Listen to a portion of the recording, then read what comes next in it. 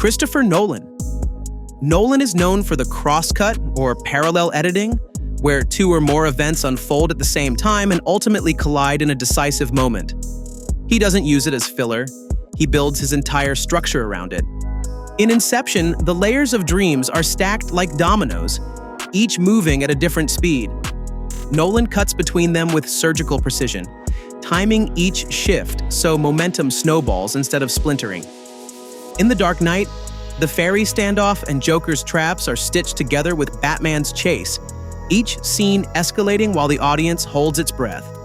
And in Dunkirk, he pushes it furthest: land, sea, and air, all running on different clocks, 1 week, 1 day, 1 hour, yet colliding at the same emotional peak. Music is inseparable here. Working with Hans Zimmer, Nolan often syncs editing to rhythm instead of simple chronology. The audience feels the tempo before they understand the stakes. His preference for practical effects makes the cross-cutting visceral. We're watching real jets, real explosions, real chaos, all tied into one stream of urgency. Camera placement follows the same rule. He avoids static establishing shots and drops us right into the storm, letting parallel action build until it collides. For Nolan, the crosscut isn't a trick. It's the backbone of his storytelling. Layered, relentless, and meticulously timed, it forces viewers to keep up or be left behind. Okay, if you're still here, you're probably into this stuff, which is great. So be sure to hit that like and subscribe. All right, back to the video. Steven Spielberg.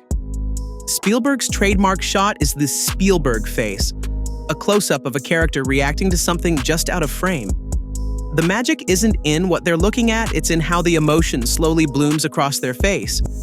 Wonder, fear, awe, all of it unfolds in real time, and Spielberg makes the audience feel like they're discovering it too. The shot usually begins with neutrality. A character looks confused or uncertain, then their expression gradually shifts as the weight of what they see lands.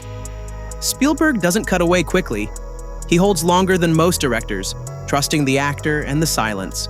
Often he adds a subtle push-in, either with a dolly or zoom, to draw the audience closer without breaking the moment. This technique shows up throughout his work. In Close Encounters of the Third Kind, it's almost constant. Characters bathed in light, eyes wide, processing the unexplainable. In E.T., the kids stare at the creature before we do, their faces becoming the emotional map. And in Jurassic Park, the reveal of the Brachiosaurus lands first on the stunned faces of Grant, Ellie, and Malcolm. Their awe primes us before the dinosaur even enters the frame. Lighting is always soft, natural, often from practical sources. Depth of field is shallow, isolating the face and blurring the rest. Spielberg frequently shoots slightly upward from a low angle, giving the impression that the character is looking at something bigger than themselves. It isn't just a reaction shot, it's storytelling through wonder. Proof that discovery on screen is most powerful when we share it with the characters. David Fincher. Fincher is defined by the impossibly precise digital tracking shot, a movement so smooth and controlled, it often slips into places a physical camera could never go. He doesn't chase chaos, he engineers perfection. Every frame is measured, every glide is mathematical. In Panic Room, the camera drifts through walls, door handles, and staircases, never breaking continuity.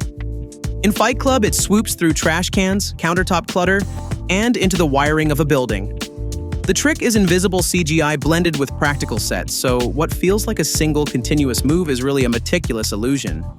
Fincher's style is clean and exact. He avoids handheld at all costs, preferring locked-down pans, deliberate dollies, and crisp tilts. He often overshoots at higher frame rates, giving him room to stabilize or speed adjust in post. The lighting is restrained and moody. Lots of shadows, muted practicals, cold palettes of greens, blues, and gray. His compositions rarely leave anything to chance. Foreground and background are often both sharp, using digital cameras and longer lenses for compression. Characters are positioned with mathematical balance. Sometimes dead center, sometimes along exact thirds. The result is a world that feels detached, precise, and suffocating. Fincher's tracking shots aren't just movement. They are control made visible, guiding the viewer's eye with the precision of a scalpel. Wes Anderson. Anderson is famous for the symmetrical frame, where every element is locked into balance across a central axis. The camera sits dead center, with characters and props arranged like pieces in a dollhouse. For him, symmetry isn't just design, it's language. He stages scenes like living storyboards. In the Royal Tenenbaums and Moonrise Kingdom, rooms, hallways, and even outdoor landscapes become perfectly balanced canvases. In the Grand Budapest Hotel, every corridor, every lobby, every pastel-colored room is composed with painterly precision. Actors often face the lens directly, moving laterally rather than diagonally, as if performing on a flat stage. His camera moves match the geometry. Pans are usually 90 degrees, tracking is straight across, and whip pans maintain rigid alignment. Even overhead shots follow the same rule, flattening perspective so the frame looks like a diagram. Color is equally calculated soft pastels, warm reds, golden yellows. Each character or location gets a palette that repeats across costumes and props, knitting the world together visually. Lighting is soft and evenly spread, keeping shadows minimal. Sets are built with obsessive detail, often layered like miniature dioramas, complete with handmade textures. Even when he switches to stop motion in Fantastic Mr. Fox and Isle of Dogs, the rules don't bend. Symmetry is the heartbeat. It's playful, it's rigid, it's unmistakable. Every shot feels like a storybook page come alive, signed in Anderson's handwriting. Martin Scorsese. Few filmmakers use the long tracking shot like Scorsese, letting the camera snake through cramped, chaotic environments. It doesn't just watch the action, it becomes part of it. Movement is character, rhythm, and mood all at once. He first experimented with it in Mean Streets, but it became legend in Goodfellas. The Copacabana shot follows Henry and Karen through the back entrance into the kitchen, past cooks and waiters, and finally out onto the club floor. All without a cut. Every extra, every door swing, every beat of the soundtrack is choreographed so tightly it feels effortless. In Casino, the camera glides through the neon and noise of the gambling floors, weaving through offices and back rooms while voiceover ties the pieces together. Decades later, in The Wolf of Wall Street, he pushes the energy further, using long moves to capture the frenzy of trading floors, wild parties, and corporate excess. Often, whip pans or sudden push-ins punctuate the fluidity, keeping the chaos alive. Technically, he leans on Steadicam to keep things smooth, with practical lighting set up so the camera can roam freely without resets. Music is essential. Usually needle-drop rock or pop tracks sync to the motion. It's not flashy for its own sake. Scorsese's tracking shots are lived in, pulsing with the world of his characters. They show power, atmosphere, and personality, not through cuts, but through one unbroken breath of cinema. Alfred Hitchcock. Hitchcock popularized the dolly zoom, often called the vertigo effect. The camera pushes forward while zooming out, or the reverse, keeping the subject steady as the background stretches or compresses unnaturally. The result is pure unease, the visual language of vertigo, dread, or sudden realization. He first used it in Vertigo, tying the effect directly to the main character's disorientation. Since then, the shot has become shorthand for emotional collapse, adopted by countless other directors, but it remains Hitchcock's calling card. He planned it meticulously, knowing exactly where the lens, dolly, and actor needed to be for the timing to land perfectly. But the dolly zoom was only one part of his arsenal. Hitchcock loved voyeuristic framing. In Rear Window, the entire story is told from a single apartment window, trapping the audience as a spy. In Psycho, high angles make us feel like intruders, while close-ups pin us in the same emotional box as Marion or Norman. Shadows and harsh contrasts in lighting gave every frame a sense of danger lurking just beyond sight. His camera work wasn't just about style, it was psychological manipulation. The dolly zoom is the most famous piece of that puzzle, a way of bending space itself to make viewers feel the same dizzying shock as his characters. Tension didn't just come from the story, it was baked into the visuals, designed to make us squirm in our seats. Quentin Tarantino. Tarantino made the trunk shot his trademark, an upward-facing angle from inside a confined space. Usually a car trunk, but sometimes a suitcase, a box, or whatever container he wants to play with. The camera peers up at the characters as they lean in, flipping the usual perspective. Suddenly, the audience is the object, looking up at the people in charge. He first tried it in Reservoir Dogs, then cemented it in Pulp Fiction. From there, it shows up in Jackie Brown, Kill Bill, Death Proof, and even Inglourious Basterds. Every time it works as a visual stamp, instantly recognizable as Tarantino territory. The trick lies in simplicity. He often uses a wide-angle lens to exaggerate faces leaning into frame, keeping the camera dead still while characters tower above. Lighting shifts with mood, sometimes bright and overexposed, other times dim and shadowy.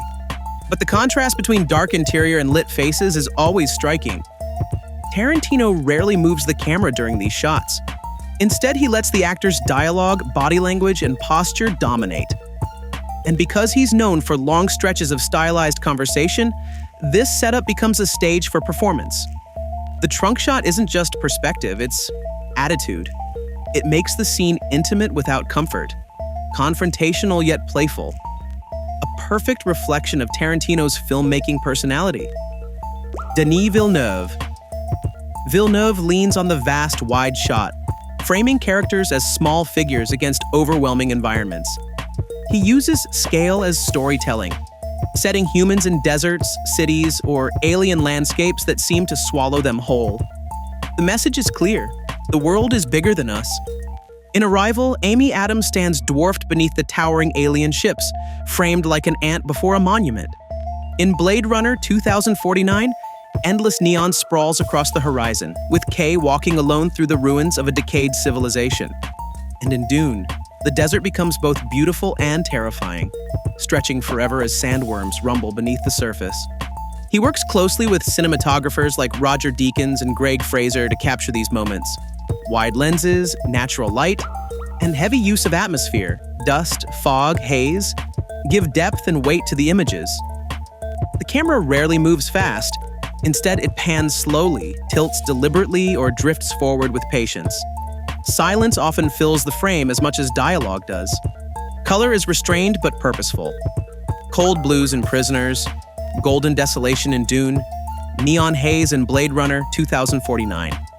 The compositions often place the subject low in the frame or off to the side, letting the environment dominate.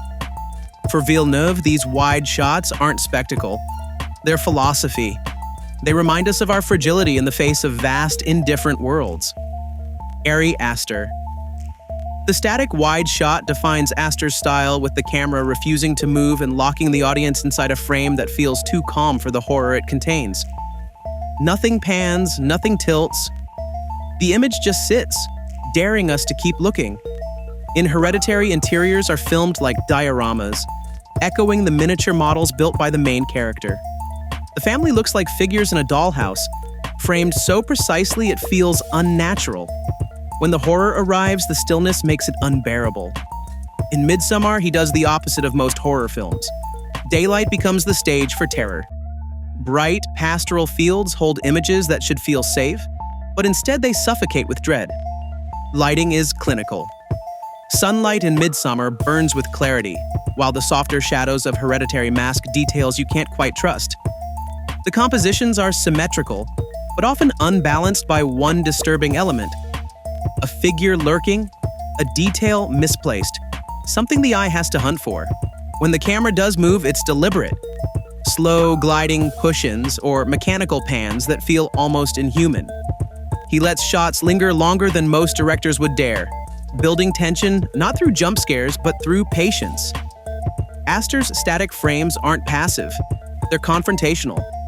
The audience is forced into the same corner as his characters, locked in place, staring at something that cannot be unseen. Spike Lee. Lee is known for the double dolly shot, where both the actor and the camera are mounted on dollies and glide forward at the same pace. The effect is hypnotic.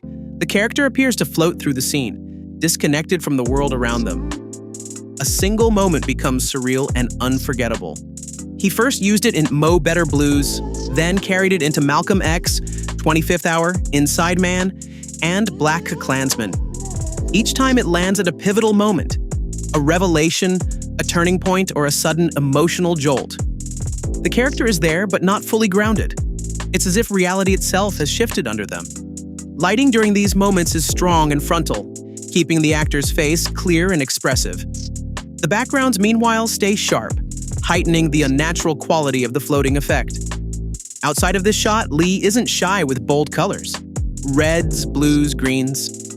He floods the screen with them to amplify mood and symbolism. His camera work overall is aggressive and confrontational. Low angles, extreme close-ups, characters addressing the audience directly. His edits cut with rhythm, using match cuts and jump cuts that emphasize movement and energy. But the double dolly stands out. It's his cinematic exclamation point, a way of saying to the audience, this moment matters. Pay attention. Robert Zemeckis. Zemeckis is celebrated for the seamless fusion of live action and visual effects, where the line between the real and the impossible disappears. He doesn't flaunt the trick, he hides it, letting the audience accept the magic without ever questioning how it was done.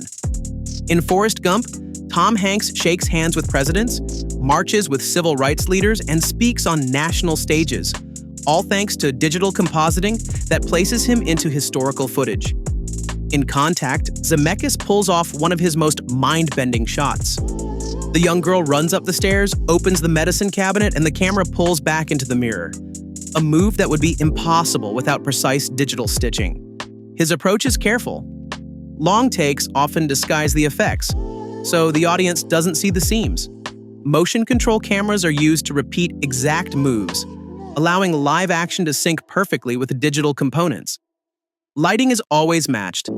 On-set sources are tracked to ensure shadows and reflections behave realistically when merged with virtual elements. Zemeckis was also an early pioneer of performance capture, experimenting with films like The Polar Express and Beowulf.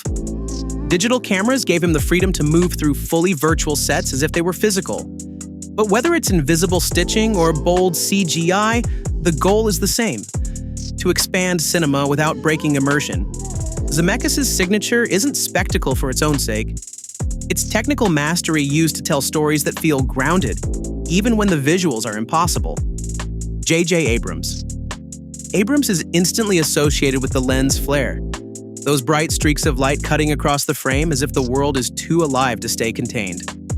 Most directors try to avoid flares, but he invites them in, often using flashlights or strong backlights on set to make sure the streaks burst across the lens. It's become his stamp: flashy, modern, and kinetic. The clearest example is his Star Trek reboot films, where nearly every bridge scene glows with white and blue flares shooting across the screen. He carried the look into Super 8, and later into Star Wars, The Force Awakens, and The Rise of Skywalker. For Abrams, the flare isn't just light, it's atmosphere. It makes every moment feel heightened, as if the world itself has cinematic energy. Technically, he favors handheld shots, but not sloppy ones. The camera is often in motion, circling characters, pushing in quickly, or tracking with urgency. Strong backlights and practical sources are placed to maximize the flare's presence, while shallow depth of field keeps the focus locked on faces as the light blooms behind them. The color palette is cool and sleek, dominated by silvers, blues, and whites. It feels futuristic but nostalgic at the same time, borrowing Spielberg's sense of awe while injecting it with extra adrenaline. Abrams' flares may divide audiences, but they're unmistakable. They turn light itself into spectacle, and they give his films a restless, glowing energy that belongs only to him. Jordan Peele. Peele often turns to the extreme close-up, usually off-center and paired with a slow push-in. The effect is claustrophobic. The character's face fills the frame, but their eyes rarely sit in the middle. The audience feels trapped inside their panic or realization, unable to look away. In Get Out, Daniel Kaluuya's frozen stare as he sinks into the sunken place becomes iconic, the close-up pulling us into his helplessness. In Us, Peele frames faces tightly against blurred backgrounds, leaving large amounts of negative space that make the image feel unbalanced. And in Nope, he lingers on faces as they register things beyond comprehension, forcing us to process alongside the characters. He often uses wide lenses for these close-ups, which adds slight distortion. The features feel stretched, too close for comfort, almost warped. Lighting is sharp and intentional. A warm lamp paired with deep shadows or harsh natural light clashing with darkness. These contrasts heighten the sense that reality itself has been disturbed. Peele rarely cuts quickly. He lets shots breathe, sometimes holding them so long that the silence itself becomes part of the tension. Camera placement can flip too. suddenly from below or from a god's eye view overhead, breaking perspective in unsettling ways. His extreme close-ups aren't just about fear. They're about identity, control, and the terrifying moment when the world no longer makes sense. Paul Thomas Anderson. Anderson is recognized for the long-take tracking shot, but unlike Scorsese's energetic chaos, his glide is patient, fluid, and almost musical. The camera doesn't race. It drifts, circling characters or weaving through rooms as if it's part of the air itself.